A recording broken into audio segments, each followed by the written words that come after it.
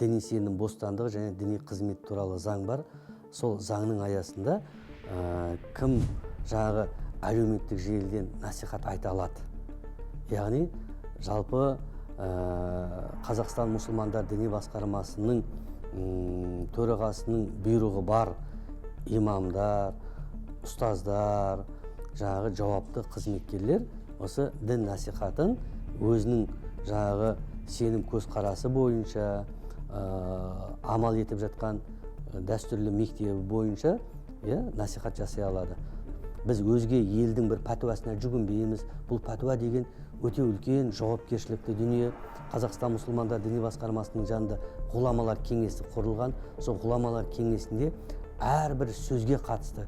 Керек болса Алла деп айтамыз ба, Аллах деп айтамыз ба деген осы сөзге, бір ауыз сөзге қатысты пәтуа шығарып берген. Сондықтан бұл пәтуа деген үлкен жауапкершілікті іс. Біз айтамыз, әр уақытта, әрқашан елге, халыққа діни мәселе туындайтын болса, біз сол маманына жүгінуіміз керек. Біздің қара шаңырағымыз еліміздің Қазақстан мұсылмандар діни басқармасы. Қазақстан мұсылмандар діни басқармасында бүкіл әлемге әйгілі Әл-Азхар университетінен бітіріп келіп отырған ғалым ұстаздарымыз отыр. Қазір оларда не бар? Әлеуметтік желілер бар.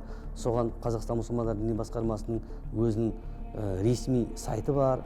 Сол сайттардан неге біз керекті мағлұматымызды алмасқа? Жоқ деп айта алмаймыз. Барлығы бар. Сіздің ауырып тұрған жан дүниеңіздің, руханиятыңыздың жаңағы ең әлсіреген тұсында сізді биік шыңға жеткізе алатын жаңағы азаматтар бар.